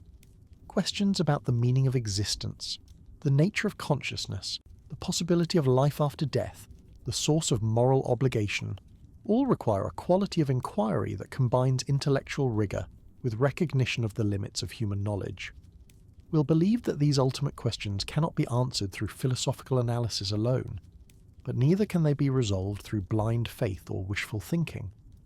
They require what she called intellectual mysticism, an approach that uses the full capacity of human reason while remaining open to insights that transcend rational understanding. Such mysticism involves pushing rational inquiry to its limits and then maintaining receptive attention to what might be revealed beyond those limits. The practice of intellectual mysticism led Weil to some of her most profound and controversial insights about the nature of reality and human destiny. She came to believe that consciousness itself points toward dimensions of existence that cannot be reduced to material processes, that the human longing for truth and justice reflects something real in the structure of the universe, and that individual existence participates in a larger cosmic process of development and transformation. These beliefs were not based on supernatural experiences or revealed doctrines, but emerge from careful attention to the implications of ordinary experience when that experience is contemplated with sufficient depth and honesty. She found that the same quality of awareness that allows us to recognize mathematical truths or aesthetic beauty also makes us capable of perceiving moral and spiritual realities that are no less objective for being invisible to casual observation. The recognition of these deeper dimensions of reality transforms our understanding of human purpose and possibility. Instead of seeing ourselves primarily as biological organisms struggling for survival and reproduction in a meaningless universe, we begin to recognize our participation in what might be called the cosmic project, an ongoing process of development that encompasses both individual growth and collective evolution toward greater consciousness and compassion. This expanded perspective provides a framework for understanding both the significance and the limits of human action. Our individual choices and efforts matter enormously because they contribute to the larger process of which we are part, but they matter in ways that extend far beyond their immediate visible effects. We are simultaneously more important and less important than we usually imagine, more connected to the ultimate meaning of existence and less central to its unfolding. The paradoxical nature of human significance requires what Weil called cosmic humility, the ability to recognize our essential role in the larger process, while maintaining appropriate perspective about our individual importance. Such humility allows us to engage fully with our responsibilities without being crushed by the weight of them, to work toward meaningful goals without depending on seeing their complete fulfillment within our lifetimes. This cosmic perspective naturally generates what might be called long-term motivation, the capacity to sustain effort toward goals that may not be achieved for generations. Such motivation becomes possible when we recognize that our individual lives gain their ultimate meaning, not from personal accomplishments, but from their contribution to developments that extend far beyond any single lifetime. The cultivation of long-term motivation requires regular practices that connect us to the larger temporal and spatial scales within which human life unfolds. Contemplation of natural cycles, study of historical patterns, reflection on astronomical perspectives, all help maintain awareness of the vast context that gives meaning to our immediate circumstances and choices. Yet this expanded awareness must be balanced with equal attention to the immediate present, to the particular people and situations that require our care right now. Well understood that authentic spirituality always manifests in practical love and service, in attention to the concrete needs of actual individuals rather than abstract concern for humanity in general. The integration of cosmic perspective with immediate compassion represents what might be called the completion of spiritual development, the point at which consciousness becomes capable of holding simultaneously both the universal and the particular, both the eternal and the temporal. Such consciousness naturally expresses itself in what Weil called perfect action, response that is precisely appropriate to each situation, while remaining connected to the larger patterns of meaning that give such response its ultimate significance. Perfect action cannot be planned or calculated in advance, but emerges spontaneously from the kind of consciousness that has been purified through sustained practice of attention, intellectual honesty, and compass natural flowering of human potential when passionate engagement with reality. It represents the potential is allowed to develop without distortion or interference. The possibility of such development provides hope for both individual fulfillment and collective transformation. As more people discover their capacity for perfect action, they naturally begin to create conditions that support similar development in others. The influence spreads organically, not through proselytizing or institutional programs, but through the quiet, attractive power of consciousness that has remembered its deepest nature and purpose. This brings us to what might be considered the ultimate implication of Weil's philosophy, her vision of human beings gradually awakening to their true nature and beginning to live from that awakened state. Such awakening does not require dramatic experiences or supernatural interventions, but emerges naturally from patient cultivation of the simple practices she described. It is available to anyone willing to begin paying attention, to start telling themselves the truth, to engage compassionately with the reality they encounter. The path she outlined is both accessible and demanding, requiring no special talents or circumstances while calling forth our deepest capacities for growth and service. It offers no quick fixes or easy answers, but provides reliable guidance for anyone seeking to live with greater authenticity and effectiveness. Most importantly, it reminds us that the transformation we seek in the world must begin with the transformation of our own consciousness, and that such transformation is always possible regardless of our current circumstances or past history. As we allow these insights to settle into the quiet spaces of awareness, we may find ourselves naturally drawn toward the kind of patient, loving attention that Weil herself embodied. Not as a burden to be carried or a technique to be mastered, but as a natural expression of consciousness that has begun to remember what it truly is and what it is capable of offering to the world. In this gentle remembering, we discover that the path toward authentic spiritual development is not separate from ordinary life, but is found precisely in learning to live ordinary life with extraordinary awareness and care. Every moment becomes an opportunity to practice attention. Every encounter becomes a chance to offer genuine presence. Every challenge becomes an invitation to grow in wisdom and compassion. The simplicity of this approach is both its greatest strength and its greatest challenge. It requires no special knowledge or equipment, no membership in particular groups or adherence to specific beliefs. Yet it demands everything we have to give, calling us to live with a level of honesty, courage, and openness that transforms not only how we think, but how we exist in the world. This transformation happens gradually, almost imperceptibly, through countless small moments of choosing awareness over distraction, truth over comfort, love over fear. Each such choice strengthens our capacity for the next one, creating momentum toward the kind of consciousness that naturally serves the healing and awakening of all existence. In the end, Weil's philosophy offers us not merely ideas to think about, but a way of being that honors both the mystery and the practical demands of human existence. It invites us to discover for ourselves the profound peace that comes from aligning our lives with the deepest patterns of reality, and the quiet joy that emerges when consciousness recognizes its own infinite capacity for love and understanding. As these thoughts drift gently through awareness like leaves settling on still water, we find ourselves naturally returning to the simple practice of attention that underlies all genuine spiritual development. Not attention as effort or strain, but as the natural resting of consciousness in whatever is present, allowing reality to reveal itself without force or demand. In this gentle attentiveness, we begin to taste something of what Weil called the peace that passes understanding, the deep contentment that arises when we stop struggling against what is and learn to find our home in the heart of existence itself. This peace that Weil discovered is not the absence of difficulty or the satisfaction of getting what we want, but something far more profound. It is the deep rest that comes from no longer being at war with reality itself.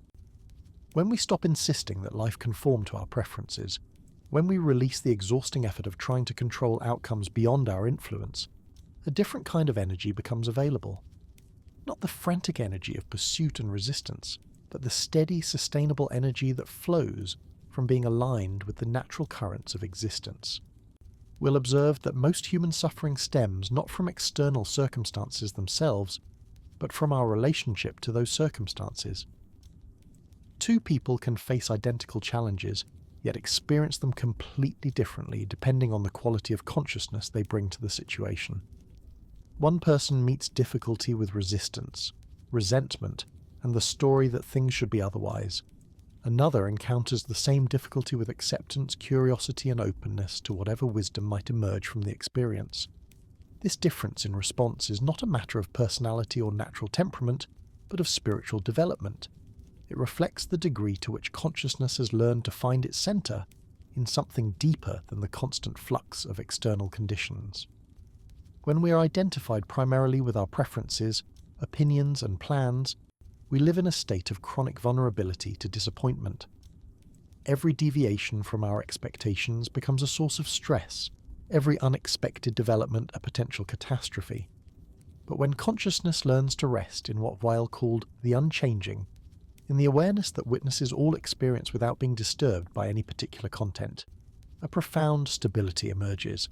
This stability is not static or rigid, but dynamic and responsive, like a tree with deep roots that can bend with strong winds without breaking.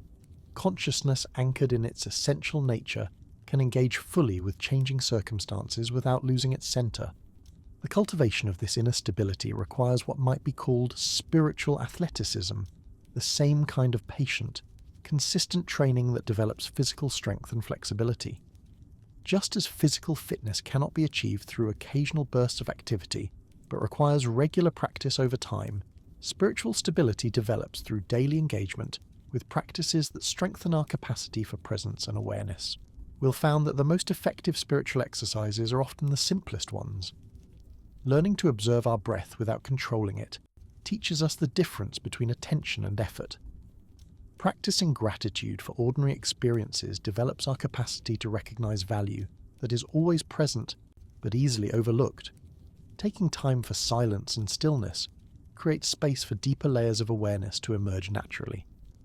These practices work not by adding something new to consciousness, but by removing the habits and distractions that prevent us from recognizing what is already present. Like clearing dust from a mirror to reveal its natural reflectivity, spiritual practice clears away the mental and emotional patterns that obscure our innate capacity for peace and clarity. The recognition of this innate capacity transforms our understanding of what spiritual development actually involves.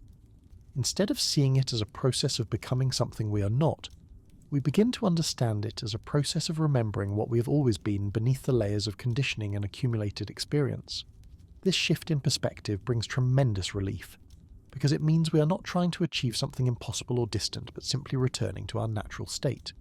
Yet this return is not automatic or effortless. The habits of distraction, the patterns of reactive thinking, the tendency to identify with passing mental and emotional states, all have tremendous momentum built up over years of repetition. Overcoming this momentum requires what Weil called patient persistence, the willingness to continue practicing, even when progress seems slow or invisible. She compared this process to the way water gradually wears away stone, not through force but through gentle, consistent contact over long periods of time.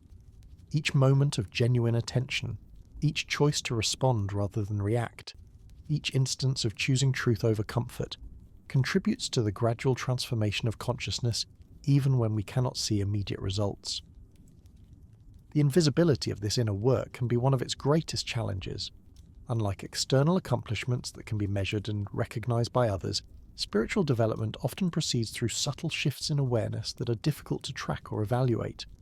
We may find ourselves responding to situations with greater calm and clarity, without being able to point to specific moments when this capacity developed.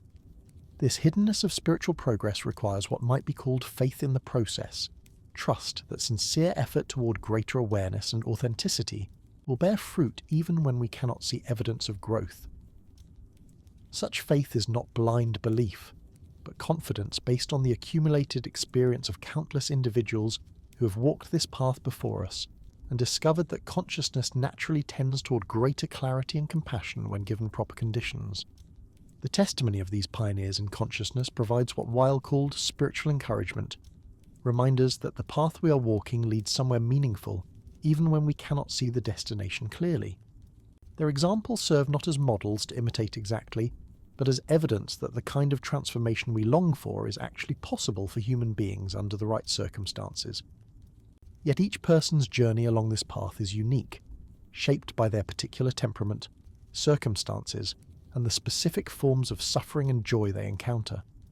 What works as spiritual practice for one person may be ineffective or even counterproductive for another. This is why Weil emphasized the importance of what she called experimental spirituality, the willingness to try different approaches and pay careful attention to their actual effects rather than following prescribed formulas blindly.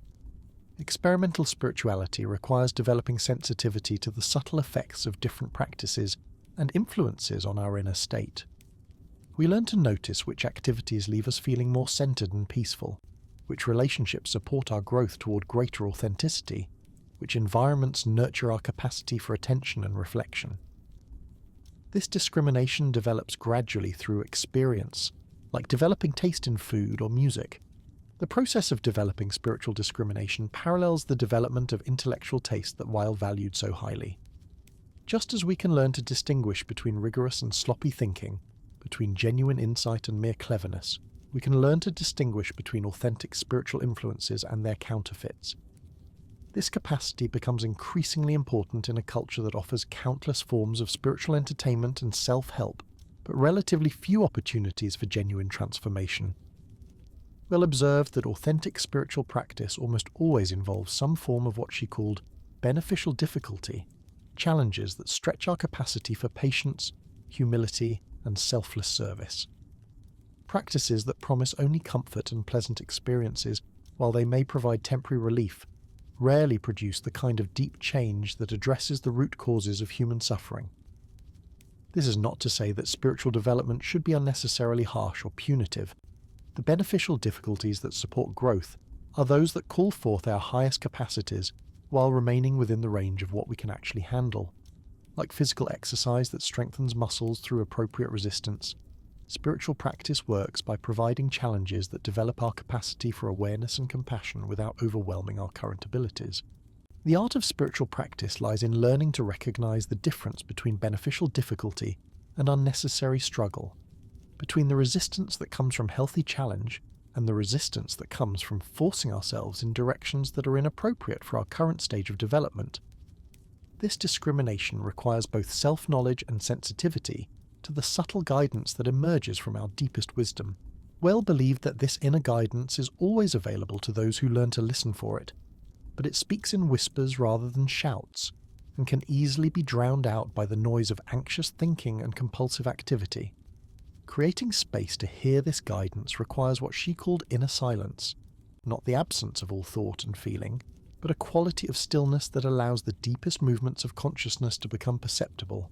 Inner silence develops naturally through practices of attention and contemplation, but it can also be cultivated through deliberate periods of withdrawal from external stimulation and social interaction. These periods of solitude serve not as escape from life, but as opportunities to digest and integrate the experiences we accumulate through active engagement with the world. Without regular periods of inner silence, consciousness tends to become cluttered with unprocessed experiences, unexamined assumptions, and accumulated tensions that interfere with clear perception and wise response. Like a computer that runs more efficiently after clearing unnecessary files, awareness operates more effectively when given time to settle and reorganize itself through stillness and reflection. The value of solitude becomes particularly evident when we are facing important decisions or transitional periods in life. The clarity needed for wise choices often emerges not through intense analysis or consultation with others, but through patient waiting in receptive stillness until the right direction reveals itself naturally. This kind of decision-making requires tremendous trust in the wisdom of our deeper nature, but it consistently leads to choices that are more aligned with our authentic purpose. We'll discover that decisions made from this place of inner clarity tend to unfold more smoothly than those based primarily on rational calculation or emotional impulse. When we choose from our deepest wisdom, we find ourselves naturally supported by circumstances in ways that feel almost miraculous, but are actually the result of aligning our actions with the fundamental patterns that govern existence. This alignment with natural patterns represents what might be called effortless effort, action that accomplishes its purposes without the strain and struggle that characterize much human activity. Such action flows from understanding rather than force, from cooperation with reality rather than opposition to it. It requires skill and knowledge, but applies them with the kind of relaxed precision that comes from being completely present to what each moment requires. The development of effortless effort begins with learning to recognize and work with our own natural rhythms, rather than forcing ourselves to conform to artificial schedules and expectations. We discover when we are naturally most alert and creative, when we need rest and renewal, when we are most open to learning, and when we are ready for active engagement. Honoring these rhythms creates conditions that allow our capacities to express themselves more fully with less expenditure of energy. This attunement to natural rhythms extends beyond individual psychology into sensitivity to the larger cycles and patterns that govern life on Earth. Seasonal changes, lunar cycles, the daily rhythm of light and darkness all influence consciousness in subtle but significant ways. When we learn to work with these influences rather than ignoring them, we discover sources of support and guidance that are always available but rarely utilized in modern life.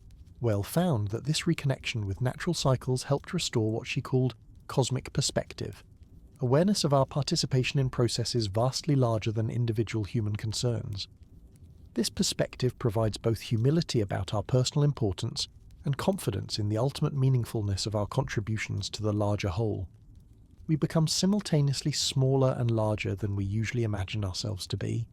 The cultivation of cosmic perspective naturally leads to what might be called ecological consciousness, awareness of the intricate web of relationships that connects all forms of life on Earth. This awareness transforms our understanding of individual identity from something separate and isolated to something that exists only in relationship to the larger whole of which it is part. From this ecological perspective, the health and well-being of the whole becomes inseparable from our own flourishing. We begin to recognize that actions which harm the larger web of life ultimately harm us as well, while actions that support the health of the whole contribute to our own authentic well-being. This recognition generates what Weil called enlightened self-interest, motivation that serves individual fulfillment precisely by serving the common good. Enlightened self-interest resolves the apparent conflict between personal development and social responsibility that troubles many sincere seekers. Instead of having to choose between working on ourselves and working for others, we discover that the two are ultimately inseparable. The consciousness that emerges from authentic spiritual practice naturally expresses itself in service to the healing and awakening of all existence. This service is not motivated by guilt or obligation, but by the natural overflow of love and understanding that develops when consciousness recognizes its fundamental interconnectedness with all life. Just as a healthy tree naturally produces fruit without effort or deliberation, awakened consciousness naturally generates actions that contribute to the well-being of the whole. The quality of service that emerges from this recognition differs markedly from helping that is driven by psychological needs or social expectations. It is less anxious about results, more sensitive to what is actually needed rather than what we think should be needed, and more sustainable over long periods because it draws from sources deeper than personal motivation.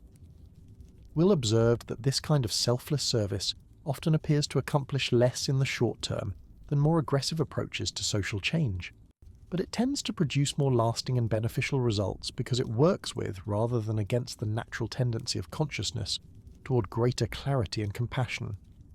Like planting seeds rather than trying to force immediate blooms, such service trusts in the inherent capacity of awareness to grow toward light when given appropriate conditions. The patience required for this approach to service reflects a deeper understanding of how genuine transformation occurs. Real change in consciousness cannot be forced or hurried, but must be allowed to unfold according to its own timing and rhythm. Our role is to provide support and encouragement for this natural process, rather than trying to control its pace or direction. This understanding transforms our approach to teaching and sharing whatever insights we may have gained through our own practice and experience. Instead of trying to convince others of particular ideas or beliefs, we learn to create conditions that support their own discovery of truth. Instead of providing answers, we learn to ask questions that invite deeper inquiry. Instead of fixing problems, we learn to offer presence that allows healing to emerge naturally. The art of supportive presence requires what Weil called invisible helpfulness, assistance that strengthens others' capacity for wisdom and independent action, rather than creating dependency on our guidance or approval. Such helpfulness often goes unrecognized because it works by empowering others to find their own solutions, rather than providing ready-made answers. This invisible quality of genuine spiritual influence reflects a deeper principle about how consciousness actually develops and transforms. The most profound changes often occur below the threshold of ordinary awareness, through influences so subtle that we may not recognize their importance until much later. A casual conversation, a moment of unexpected kindness, exposure to beauty or truth in forms we had not previously encountered, all can plant seeds that eventually blossom into significant transformation. Recognizing the power of these subtle influences increases our sense of responsibility for the quality of presence we bring to every interaction and situation.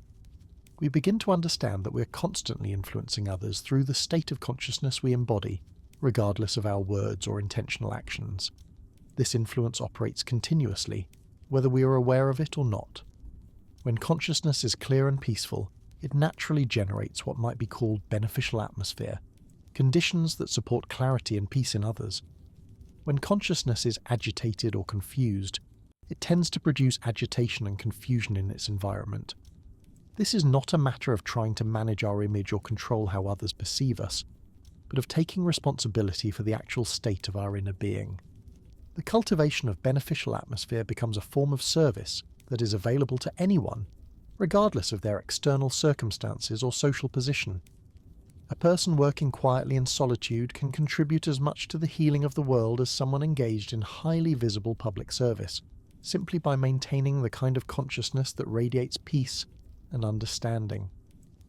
This democratic nature of spiritual influence provides hope for collective transformation that does not depend on changing large institutions or convincing masses of people to adopt new beliefs.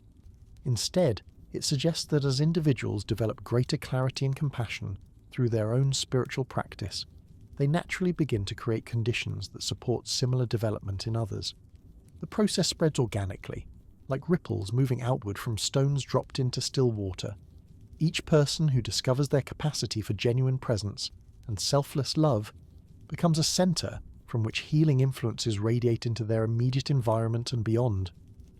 Over time, these overlapping circles of influence can transform entire communities and cultures. Will believed that this kind of grassroots spiritual transformation represents humanity's best hope for addressing the complex challenges facing our species and our planet. Problems that seem intractable when approached through conventional political and economic means often begin to resolve naturally when addressed by consciousness that has been purified through spiritual practice. Such consciousness brings qualities to problem solving that are rarely present in ordinary approaches to social change. It combines passionate commitment to justice with emotional detachment from specific outcomes. It remains optimistic about ultimate possibilities while maintaining realistic assessment of current limitations. It works for immediate improvements while keeping sight of long-term vision. Most importantly, purified consciousness approaches problems with genuine curiosity about their deeper causes, rather than rushing to implement predetermined solutions. It recognizes that most social problems reflect spiritual problems, imbalances in human consciousness that manifest as external difficulties. Addressing these root causes requires the kind of patient, subtle work that can only be accomplished through the transformation of individual awareness. This understanding does not diminish the importance of practical action to address immediate suffering and injustice, but it places such action within a larger context of meaning and purpose. External work becomes an expression of inner development rather than a substitute for it. Social engagement becomes a form of spiritual practice rather than a distraction from it. The integration of inner work and outer service represents what Weil considered the completion of human development, the point at which consciousness becomes capable of serving effectively while remaining centered in the peace that transcends all circumstances. Such consciousness can engage fully with the challenges of existence without being overwhelmed by them, can work tirelessly for improvement while accepting whatever results emerge. This quality of engaged attachment might seem paradoxical, but it actually represents the most effective possible relationship to action and outcome. When we are not dependent on seeing specific results from our efforts, we become more rather than less capable of sustained and skillful work. We can adapt our approach as circumstances change, learn from setbacks without becoming discouraged, and continue contributing even when progress seems slow or invisible. The peace that enables such detachment is not indifference or emotional numbness, but the deep contentment that comes from knowing that our lives have meaning regardless of external achievements. This meaning does not depend on recognition from others or visible success in our projects, but emerges from the simple fact of participating consciously in the ongoing creation of reality. When we recognize our role as co-creators of existence, every moment becomes significant regardless of its apparent importance. A kind word spoken to a stranger, attention given fully to a simple task, patience maintained in a frustrating situation, all become contributions to the larger project of awakening consciousness and healing the divisions that separate us from ourselves, each other, and the source of all being. This recognition transforms ordinary life into spiritual practice, and spiritual practice into ordinary life. The boundary between sacred and secular dissolves as consciousness learns to find the divine dimension present in all experience.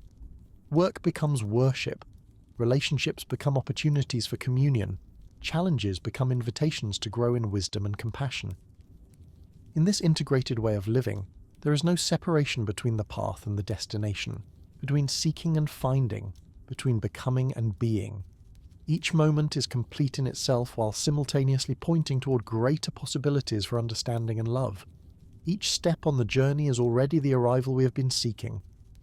As these insights settle gently into the quiet spaces of awareness, we may find ourselves naturally returning to the simple practice of presence that underlies all genuine spiritual development.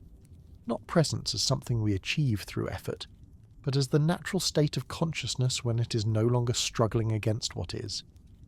In this effortless presence, we begin to taste the peace that Weil discovered in her own journey toward truth and authenticity. It is not a peace that depends on favourable circumstances, but the deep rest that comes from no longer being at war with reality itself. It is the quiet joy that emerges when consciousness recognises its own infinite nature and begins to live from that recognition. This peace is always available, closer than our own breath, more intimate than our thoughts.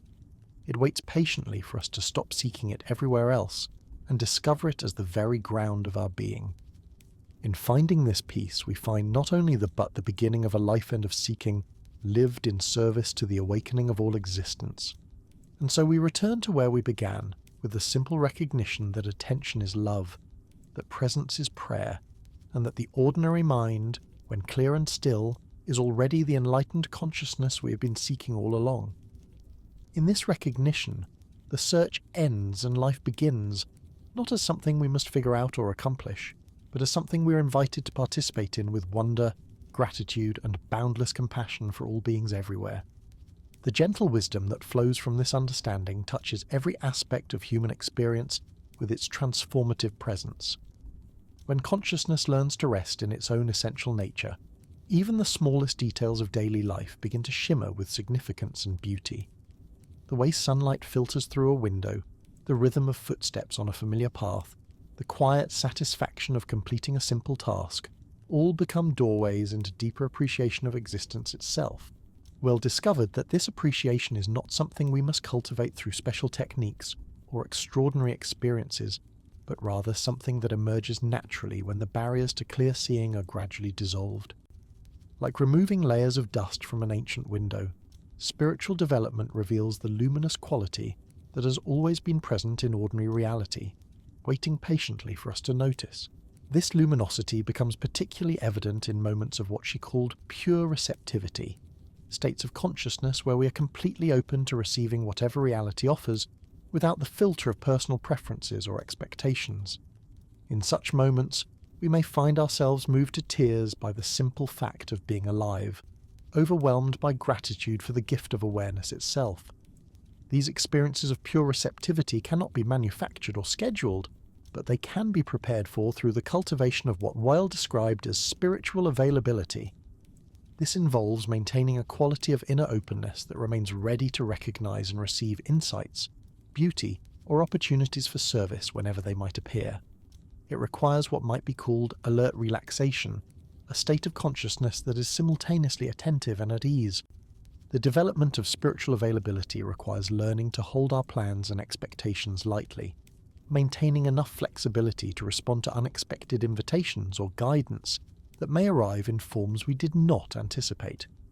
This does not mean abandoning all structure or preparation, but rather approaching our intentions as starting points for discovery, rather than rigid demands that reality must fulfill. Will found that this quality of flexible intentionality made life much more interesting and meaningful because it created space for surprise, for encounters with possibilities that could not have been imagined in advance. When we are not completely committed to predetermined outcomes, we become capable of recognizing opportunities that might otherwise be invisible to us. This openness to the unexpected extends into our relationships with other people, where it manifests as what might be called curious compassion. Instead of approaching others with fixed ideas about who they are or what they need from us, we learn to meet each person with fresh awareness, ready to discover aspects of their being that we may never have noticed before. Curious compassion recognizes that every person contains depths that cannot be fully known or understood, mysteries that deserve respect and careful attention. When we approach others from this perspective, we create conditions that allow them to reveal aspects of themselves that might remain hidden in more conventional interactions based on social roles and expectations. This quality of attention becomes particularly healing in relationships that have been damaged by misunderstanding, conflict, or accumulated resentment. When we can set aside our stories about what has gone wrong and approach the other person with genuine curiosity about their current experience and needs, possibilities for reconciliation and deeper connection often emerge naturally. The same curious compassion that transforms our relationships with others can be directed inward, creating a more gentle and productive relationship with our own thoughts, emotions, and patterns of behavior. Instead of judging ourselves harshly for perceived failures or shortcomings, we can learn to observe our inner life with the same kind of interested attention we might bring to watching clouds form and dissolve in the sky. This inner curiosity gradually dissolves the harsh inner critic that torments so many people with constant commentary about what they should be doing differently or how they are failing to meet various standards.